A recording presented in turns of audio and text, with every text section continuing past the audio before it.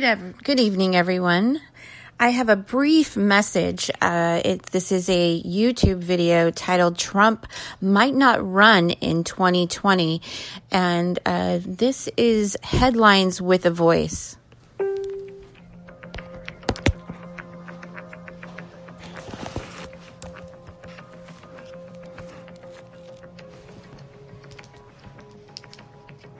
The following are key points of an excellent analysis regarding President Donald Trump's plans for this nation and the traitors currently entrenched in federal, state, and local governments across the United States. The following three executive orders show that President Trump has the authority to order mass arrests of traitors, including McCabe, Strzok, Comey, and Obama. Executive Order number 13818. Blocking the property of persons involved in serious human rights abuse or corruption. Executive Order 13825, 2018 amendments to the Manual for Courts-Martial, United States. Executive Order 13618, assignment of national security and emergency preparedness communications functions. The confirmation of Brett Kavanaugh to the United States Supreme Court is the key to accomplishing this in a timely manner. This explains why the left is going to such outrageous extremes to fabricate allegations against Kavanaugh and stage coordinated, well-funded protests to try to block the United States Senate from confirming him. Once Kavanaugh is on the court, it will add the necessary support for constitutional emergency powers that concentrate power in the executive branch of government during times of conflict and national emergencies, currently headed by President Donald Trump.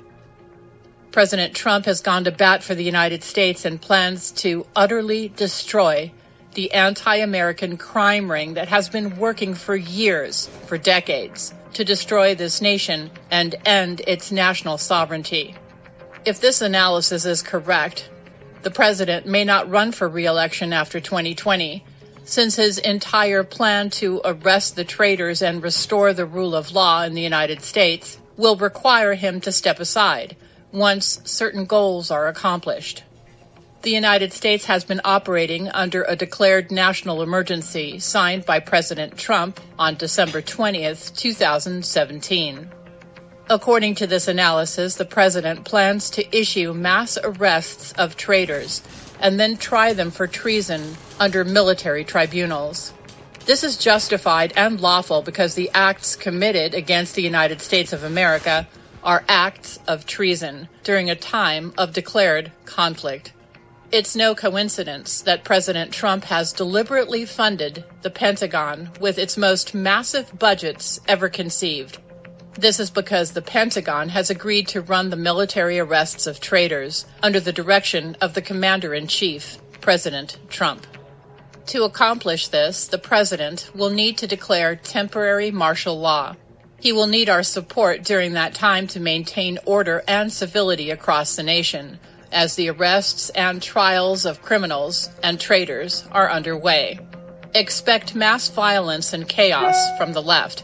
Their procedure for revolts and violent overthrow attempts of governments is clearly delineated in Alinsky's Rules for Radicals. These are the 9 steps the president will take. Number 1. Release of the declassified unredacted documents from within the FBI and the Department of Justice that will reveal the full extent of treason against the United States. Number 2. Invoke the national emergency powers, which are constitutionally granted to the executive branch of government. Technically, this already happened in 2017. Number 3. Invoke President Obama's Executive Order 13618, seizing control of Google, Facebook, CNN, The Washington Post, and The New York Times, and halt the treasonous lies and political coup attempt perpetrated by these traitors. Number 4. Use all controlled communications channels to publicly declare the details of the crimes and identify the criminals.